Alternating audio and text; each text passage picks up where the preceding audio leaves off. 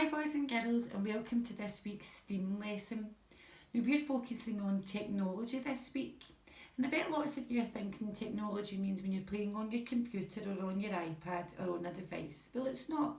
Technology is about using your brain to make and create things, and that's what we're going to do today. We're going to make Play-Doh. Okay, so earlier on in the week your teacher would have told you what we need, and I've got everything here ready to start. Big mixing bowl, I've got flour, salt, hot water, not boiling water, but still ask mum or dad to help you run the tap to make your water hot, because it'll help all your ingredients come together. I've got some vegetable oil and I have some food colouring. The food colouring is option. If you don't have it, then don't worry about it. Okay, so the first thing I'm going to do is I'm going to count out 8 tablespoonfuls of flour.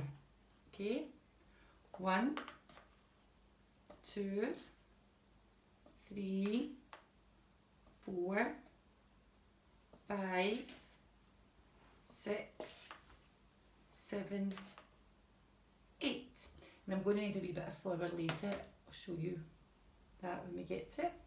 Now I'm going to count out 2 tablespoonfuls of salt. 1, 2. Don't need any more salt. And just give that a wee mix in together just now. So remember, every 8 spoonfuls of flour you need 2 tablespoonfuls of salt. And I'm still using the same spoon, so that's okay. Now I'm going to keep using the same spoon, and I need 1 tablespoon of oil. You just pull it over. If a wee bit extra goes in, it's not a big deal. Oh, and there we go. 1 tablespoon of oil. This is a wee tricky part now. I'm going to add my water, and I need 60 millilitres of water. Now everything I'm telling you boys and girls, you've got an instruction sheet on your teams, so print that off if you can, or look at it, and then you can follow that as well. So remember, it's hot water, not boiling hot water, hot water. Now on my measuring jug here, I can see that I've got a line for 50 millilitres and I've got a line for 100 millilitres. So I know that I'm going to go higher than 50, but not as high as 100. We know that 60 is 10 more than 50. So I'm just going to go above my 50 mark a little bit. So I've got 60 millilitres of water. And that looks about fine. And I'll add that into my jug. Sorry, my bowl. Now I've got some nice green food colouring here. I'm going to make some Hulk Play-Doh, or some dinosaur Play-Doh. Okay, and again that's optional. If you don't have it, then not to worry. And first of all, I'm just going to mix it in with my spoon, just to get all of the ingredients all together. Okay, give it a good mix in, make sure you've got all the flour from the sides, and you can see the green coming through. Now it's still not all nice together, and the reason why is because we need to get our hands in to make it nice and smooth.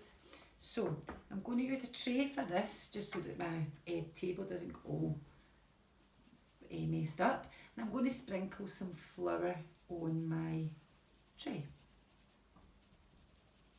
And this helps get the Play-Doh nice and smooth.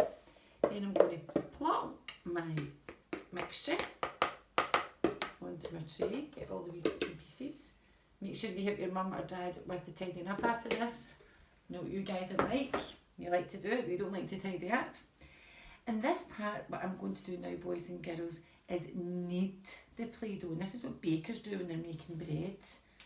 Okay, so you just work from the outside and push it all in together. And you'll see that it'll start to get a bit smoother.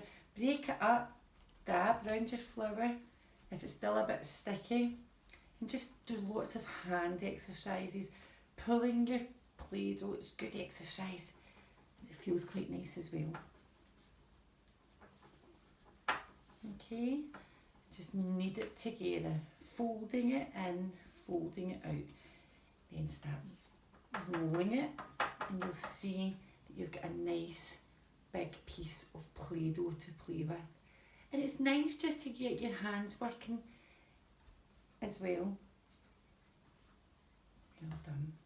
Now when you've made your Play-Doh, a little tip so that it doesn't dry out is if you've finished playing with it, then if you put it into a little bag, a little sandwich bag, then you can pop it into the fridge and it won't all dry up. If you leave it out, then it will dry up and you'll not be able to use it. So pop it in a little bag and put it in the fridge to keep it nice and cool, and you can play with it lots and lots.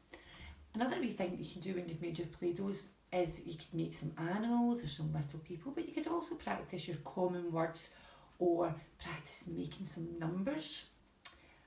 I have made something for you, and it's a little love heart, sending all my love from Mrs. Love. Take care, boys and girls. Enjoy making your Play-Doh. Bye bye.